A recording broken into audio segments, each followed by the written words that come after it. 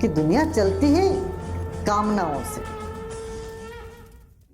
भारतीय कैलेंडर के अनुसार, पंचांग के अनुसार ये आखिरी महीना है। फाल्गुन मास का जो पूर्णिमा है, ये आखिरी पूर्णिमा। तो ये पद्धति ये रहा कि घर की जो पुरानी जो भी चीज़ें हैं जो रखी हुई हैं, उन सब को इकट्ठा करके जलाओ। और शीत मौसम समाप्त होने जा रहा है, अभी गर्मी शुरू होगी। गर्मी शुरू होने से पहले सबको इकट्ठा करके उसको होली जलाते हैं। इसके साथ साथ दो कहानी जुड़ी हुई है। दक्षिण में एक अलग कहानी और उत्तर भारत में अलग कहानी। दक्षिण भारत में ये प्रथा है कि होली के दिन शिव जी क्या आंख बंद करके तपस्या में चले गए थे, बैठे हुए थे। फिर जगत में आसुरी शक्ति बहुत बढ़ने लगी। एक तारकासुर नाम का एक असुर बहुत सबको पीड़ा दे रहा था। उसको पता चल गया कि शिव जी तो अकेले बैठे हैं, अब शिव जी के संतान से ही मेरा मृत्यु होगा, ये उनका वर था। उन्होंने वर प्राप्त कर ली ब्रह्मा को प्रसन्न करके। पौराणिक कथा है इस तरह। फिर मनमथ ने, कामदेव ने शिव जी की तपस्या भंग किया। तो भंग करते उनका आंख खुली, तो तीसरा नेत्र खोल के उन्होंने काम को दहन कर दिया। ये कहानी तो आप तो जानते हैं।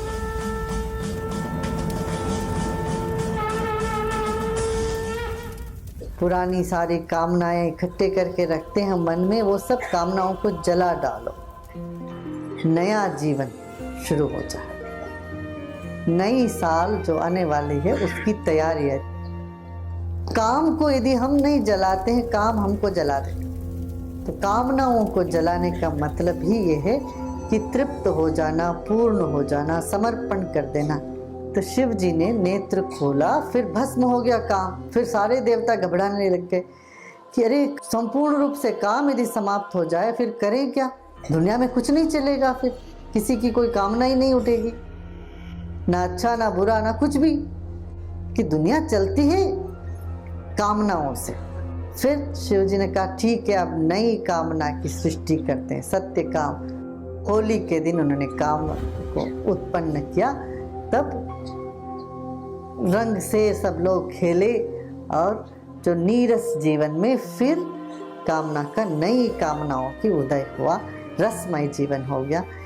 और शिव जी और शक्ति के साथ मिलकर स्कंद या कार्तिकेय को जन्म दिए थे। कार्तिकेय ने तारकासुर को वध किया।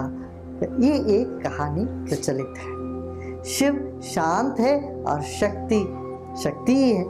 तो शांति और शक्ति का मिलन कार्तिकेय, योद्धा, प्रज्ञावान, अग्निपुत्र, कृत्तिका नक्षत्र के दिन उदय हुआ। तो जीवन में वो कार्तिकेय की शक्ति आनी चाहिए, वीरता, शूरता, काम करने की क्षमता। काम दहन हुआ और सत्य काम का उदय हुआ। तो पुरानी कामनाओं को जला दो, नए हो जाओ। कैसे होगे? फिर अपनी चेतना में बैठ के शांत होकर के, योगस्थ होकर के उस चेतना से जब निकलेंगे, कोई नई नई विचारें आएंगी, नई नई जीवन में प्रवृत्तियां होंगी, प्रज्ञा उभरेगी।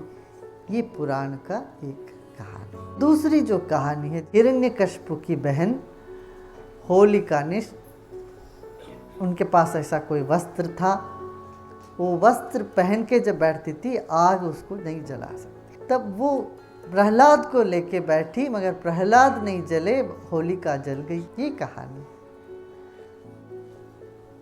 हिरण्यकश्यपु शब्द का अर्थ है, कश्यपु माने पश्य का, देखने वाला।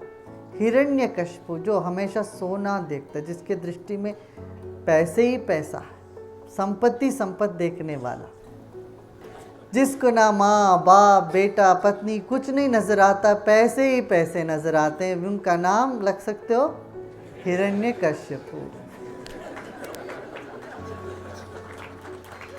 हिरण्यकश्यपु के पुत्र प्रहलाद। आपने ये शब्द सुने ना, आह्लाद।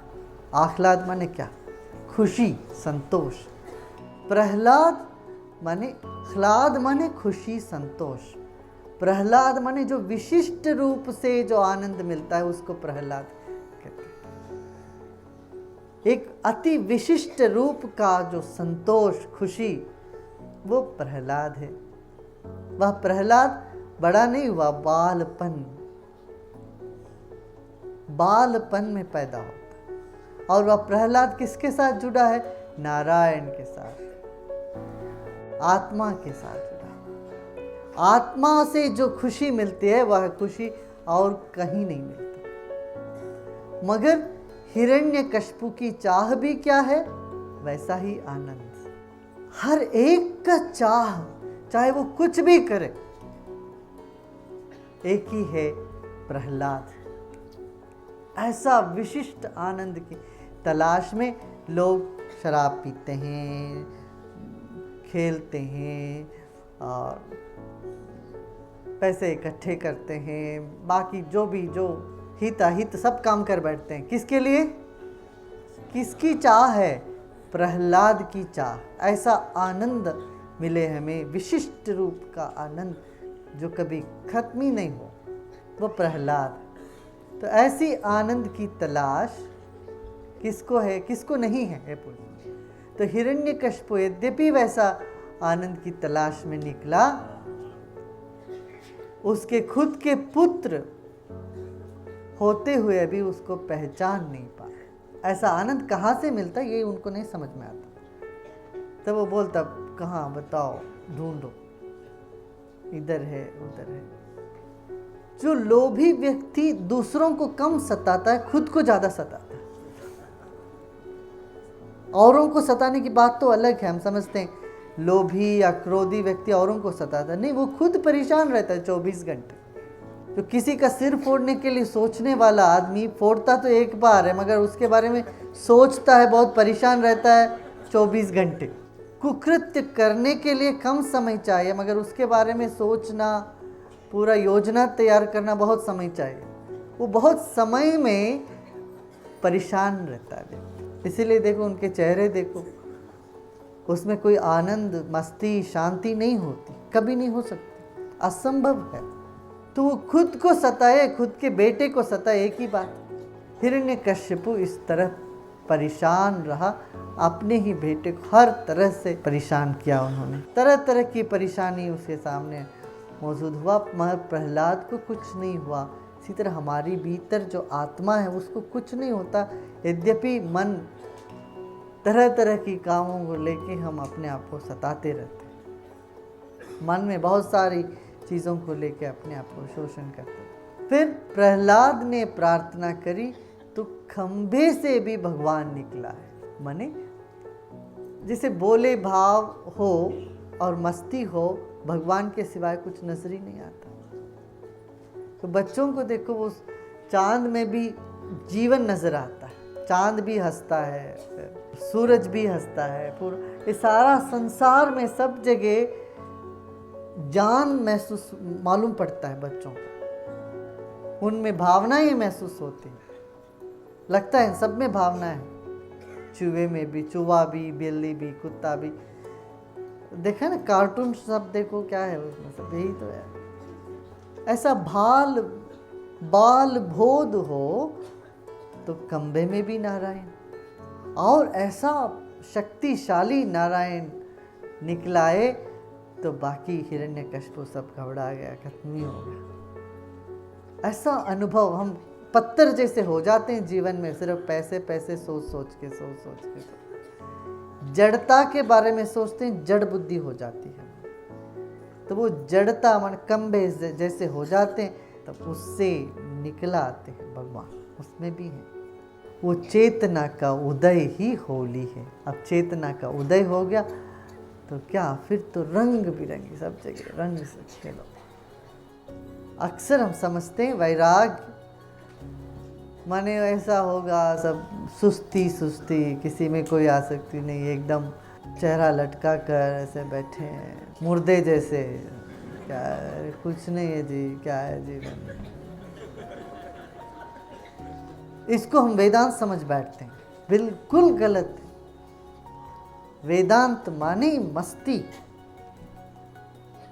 इसलिए जितने भी स्वामी संत हैं हमारे देश में, इनको काला वस्त्र नहीं पहनाया गया। ये कैसे, वो लाल रंग रंग के लाल, और सब स्वामी संतों का नाम के पीछे आनंद लिखा जाता है।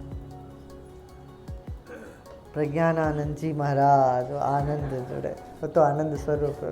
स्वतंत्रानंद जी, इस तरह से आनंद जोड़ा करते थे। वैराग्य माने वो एक बोरियत नहीं है, वैराग्य माने ऐसा मस्ती, आनंद। हाँ, संन्यास का मतलब ही आनंद, आनंद में रमने वाले। तो जब खंबे से निकले भगवान बाल प्रहलाद को आशीर्वाद देने के लिए, तुम्हारे भीतर जो आनंद है, खुशी है, उसको बचाने की तृष्णा भगवान को है, ये समष्टि को है। इसलिए समष्टि हर तरह से तुमको प्रसन्न करना चाहता है। ये समष्टि, ये सृष्टि तुम्हें प्रसन्न करना चाहती है हर तरह से। इसलिए एक तरह का फूल नहीं उगाया, कई हजारों तरह के फूल, सब्जी, और रोज रोज देखो अलग अलग तरह की पेंटिंग मिलती है तुम्हें। आसमान में देखो, रोज एक ही तरह का बादल नहीं है, हर एक दिन एक नया पैटर्न। किसी तरह से तुमको खुश करने की चेष्टा में लगी हुई है ये सृष्टि। कहते हमको देखो भाई, खुश हो जाओ। हम फिर भी मुंह लटका के हिरण्यकश्यप बन के रहते हैं, या हिरण्याक्ष या हिरण्यकश्यप। हिरण्याक्ष का भी बहुत सुंदर कहा। हिरण्याक्ष माने जिसका आंख में सिर्फ धन ही धन। उसने क्या किया, पृथ्वी को ही डुबा दिया।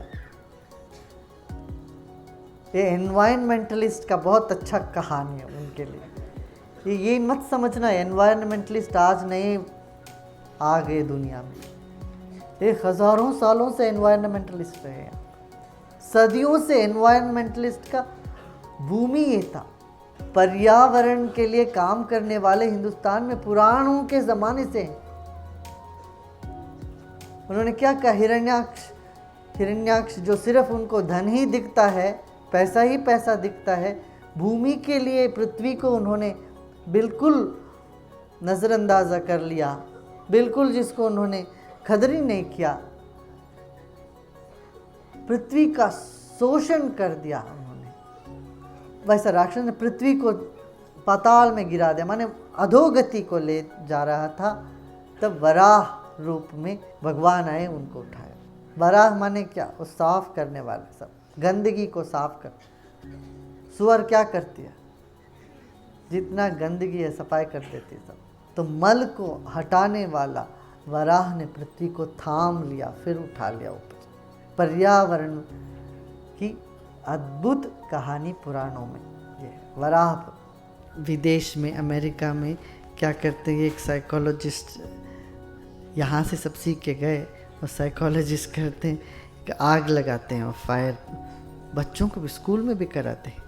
आग लगाकर सबको बोलते हैं तुम्हारा जो जो परेशानी है या तुम्हारा जो अवगुण है वो सब लिखो, इस आग में डालते जाओ। फिर वो सब लिखते, मुझे बहुत गुस्सा आता है, मैं इनसे नफ़रत करता हूँ, ये करता हूँ। वो सब लिख के लोग उस आग में जला के उसकी परिक्रमा करके जाते हैं। ये साइकोलॉजिस्ट कराते हैं। यहाँ सदियों से ये सब चीज़ें हो रही है। अब अमेरिका में आग में सब डालने का ही एक प्रथा शुरू कर दिया। अभी 8-10 साल से चल रहा है। कभी आप टेलीविज़न में भी दिखा रहे हैं, स्कूल में क्या करते हैं, फायर प्लेस बना देते हैं और लोगों को कहते हैं कि लिखो, ये लिखो तुम्हारा जो भी परेशानी है, गुस्सा है, क्रोध है, द्वेष है, सब लिखो, पर उसमें डाल दो, आग में आहुति कर दो। तो इस तरह से आज होली जलाओ और सारी पुरानी सब बातें, जो द्वेष है, नफ़रत है, उन सबको जला डालना है और फिर प्यार का रंग सब रंग में सबको रंगा देना है।